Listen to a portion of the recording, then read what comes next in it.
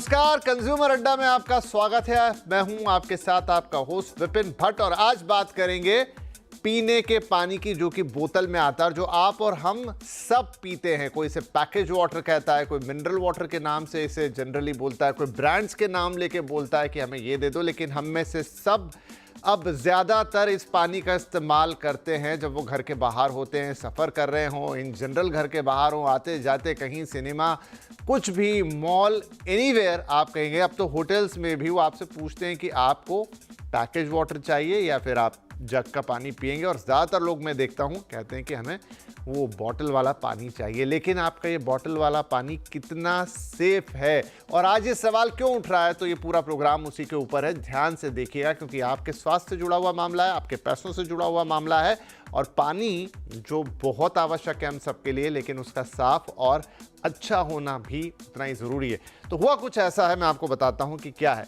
फसाई, जो कि देश का रेगुलेटर है, फूड रेगुलेटर, खाने पीने की तमाम चीज़ों के स्टैंडर्ड कैसे होंगे फसाई डिसाइड करता है। उन्होंने कहा है कि पैकेज और मिनरल वाटर पे एक फरमान जारी किया है। उन्होंने पैकेज वाटर को हाई रिस्क फूड कैटेगरी में डाल दिया है। High risk food category. अभी हाई रिस्क फूड कैटेगरी क्या होती है, इसमें क्यों डाला गया है, वो मैं आपको आगे बढ़ाता हूँ। इसका मतलब तो एक ये होगा कि जब आपने किसी चीज़ को हाई रिस्क फूड कैटेगरी में डाला है, तो साल में एक बार आपको जहाँ भी उसकी मैन्युफैक्चरिंग हो रही है, पैकेजिंग हो रही है, आप उसकी रिफिलिंग कर रहे हैं, उसका, उस यूनिट का निरीक्षण करना होगा, ऑडिट कराना होगा। और ये ऑडिट एक थर्ड पार्टी करती है, जो अब ज़रूरी हो गया है। यानी साल में एक बार आपको अपनी उस फैसिलिटी का निरीक्षण कराना होगा जहाँ पर वो पैकेज वाटर बन रहा है, जहाँ पानी बोतलों में भरा जा रहा है। लाइसेंस या रजिस्ट्रेशन से पहले भी निरीक्षण होगा। डेफिनेटली किसी को भी लाइसेंस मिलने से पहले, फैक्ट्री स्टार्ट करने से पहले, यूनिट लगाने से पहले तो वो निरीक्षण करवाना ही होता है। लेकिन अब शर्त है कि साल में एक बार कंपलसरी, और तभी लाइसेंस रिन्यू होगा। हुआ क्या था, अक्टूबर में सरकार ने BIS, जो एक मार्क होता है स्टैंडर्डाइजेशन का, ISI मार्क होता है, वैसा BIS मार्क होता है, ब्यूरो ऑफ इंडियन स्टैंडर्ड का मार्क होता है, वो हटा लिया था। BIS की अनिवार्यता को किया था खत्म। अक्टूबर के महीने में ये हुआ था। BIS, bureau of Indian standard, जैसे मैंने आपको बताया, क्यों किया था। पहले BIS और फसाई दोनों के सर्टिफिकेशन ज़रूरी थे, यानी पहले फसाई का भी ज़रूरी था, BIS का भी ज़रूरी था। लेकिन BIS को हटाया, और उसके हटाने के बाद ही फसाई ने कहा कि अब एक ही स्टैंडर्ड है, लेकिन मैं इसे थोड़ा कठिन करता हूं। अब मैंने इसको सेफ्टी नॉर्म्स में ऊपर कर दिया है। तो अब ये सारे बदलाव किए गए हैं। ये भी कहना था फसाई का कि जो इंडस्ट्री है, वाटर इंडस्ट्री, वो चाहती थी कि भाई बहुत ज़्यादा नॉर्म्स के चक्कर में वो ना पड़ें, बहुत ज़्यादा उसमें अलग अलग सर्टिफिकेशन की ज़रूरत ना हो। लेकिन क्या ये जो कदम उठाया है कि उसको high category, high risk category में डाला है, क्या उससे चीज़ें बदलेंगी? क्योंकि पीने का पानी, और वो भी बाज़ार में बिकने वाला पीने का पानी, जो दिन पे दिन महंगा भी हुआ है, क्या वो उतना सेफ हुआ है? आज इसी पे बात करेंगे। हमारे साथ कार्यक्रम में शामिल हो रहे हैं star imagining and path lab के डायरेक्टर और पब्लिक हेल्थ एनालिस्ट यहाँ पर समीर भाटी साहब। इसके अलावा हेल्थ एनालिस्ट और लेबर ब्लाइंड की फाउंडर डॉक्टर रशीदा वापीवाला, और consumer right activist bison Mishra साहब। माफ़ी चाहूँगा, मेरा प्रॉम्प्टर थोड़ा आगे पीछे हुआ है, इसलिए मैं नामों को कंफ्यूज कर गया। लेकिन आप सबका बहुत बहुत स्वागत है। तो रशीदा जी, मैं आपसे ही शुरुआत करता हूँ।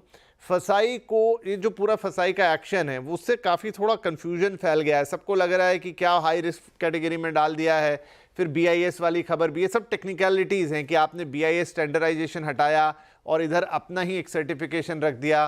फसाई के कुछ अनऑफिशियल कोर्ट्स जो मैं पढ़ रहा था वहाँ के ऑफिशियल्स के, कि भाई डबल स्टैंडर्ड से इंडस्ट्री परेशान थी। लेकिन कुल मिला के ये हुआ क्या है? इससे पानी सेफ होने जा रहा है, बेहतर होने जा रहा है, या फिर ये जस्ट एक कार्रवाई का तरीका बदल गया है? क्वालिटी और वो हम आगे उस पर बात करेंगे कि किस तरह का पानी बाजार में मिलता है। लेकिन इन ऑल इस एक्शन का क्या मतलब है? थैंक यू विपिन जी, आज हमें यहाँ पे बुलाने के लिए। पहले तो बॉटम लाइन अगर मैं बात करूँ, मेन प्रॉब्लम इंडस्ट्री का यही था कि दो अलग अलग रेगुलेशन थे, जो FSSAI है और जो ब्यूरो ऑफ इंडियन स्टैंडर्ड्स थे, वो अलग अलग करके एक ही सेंट्रलाइज्ड FSSAI के रेगुलेशन में इस कैटेगरी को लाया गया है। तो ये इंडस्ट्री और हर बॉटलर, हर पैकेज ड्रिंकिंग वाटर ब्रांड के लिए ये काफ़ी बेहतर हो चुका है, स्ट्रीमलाइन हो चुका है। रही बात सेफ्टी और नॉर्म्स की, वो ऑलमोस्ट सेम टू सेम है। यानी कि जो BIS जो चाहता था, जो सेफ्टी, जो इंस्पेक्शन, जो रिस्क जिससे कंज्यूमर को का कम हो, वो सारी जो जांच पड़ताल होनी है, वो सारा FSSAI के अंडर आ गया है वैसे का वैसा। ये जो रेगुलेशन है हाई रिस्क फूड कैटेगरी का, वो कुछ चंद फूड कैटेगरीज जैसे कि मीट एंड मीट प्रोडक्ट्स हो गए, मिल्क प्रोडक्ट्स हो गए, वैसे ही उसी ऐसे कैटेगरी में पैकेज ड्रिंकिंग वाटर और मिनरल वाटर को भी डाला गया है, ताकि वही जांच पड़ताल और वही एक सेंस ऑफ सिक्योरिटी और कंज्यूमर सेफ्टी ये कैटेगरी पे लग सके। बाकी जो ट्रांजिशन होने वाला है वो एकदम सिंपल और स्मूथ है, उसमें कोई कंपनीज को कोई दिक्कत ज्यादा नहीं आने वाली है। तो मैं क्या मानूं समीर भाटी साहब कि अब तक जो हम पानी पी रहे थे पिछले 10-15 साल या उससे भी ज्यादा, वो ना सेफ था ना कंप्लायंस था। क्यों ऐसा करना पड़ा? आपने BIS क्यों हटाया? क्या BIS में चीजें कंप्लायंस के लेवल उतने ऊपर नहीं थे? देखिए, बिल्कुल जैसा कि इसको हाई रिस्क फूड कैटेगरी के अंदर डाला इसलिए गया। अभी आप देखेंगे भी डेटा पहले का, तो जो हमारा मिनरल वाटर या जिसकी हम बात कर रहे हैं पैकेज ड्रिंकिंग वाटर, उसकी कंजप्शन बड़ी है। और दूसरा अगर हम देखें तो ये काफी सीरियस बिजनेस है पानी की, अगर हम बात करें खासतौर पे। अब आप बात करें कि देखिए पहले ज्यादातर अगर हम देखें हाई रिस्क में, अभी कुछ टाइम से जितना भी FSSAI ने काफी ज्यादा अपनी इंस्पेक्शंस को ज्यादा दुरुस्त किया है, तो हमने देखा है कि अडल्ट्रेशन वगैरह काफी सामने आई है। पानी में भी अगर हम देखें तो देखिए बहुत सारे ब्रांड आ गए, डुप्लीकेट ब्रांड्स काफी ज्यादा आ गए हैं। आप देखेंगे कि किसी भी बड़े ब्रांड की इजीली कॉपी हो जाती है, सेम कलर सेम, लोगों को कई बार आइडेंटिफाई नहीं कर पाते। वो कहीं भी ट्रैवल कर रहे हैं, उन्हें लगा कि अच्छा वो इस ब्रांड का पानी पीते हैं और उन्होंने पानी उठाया, तो बहुत सारी ऐसी इसके अंदर लूप होल्स थे।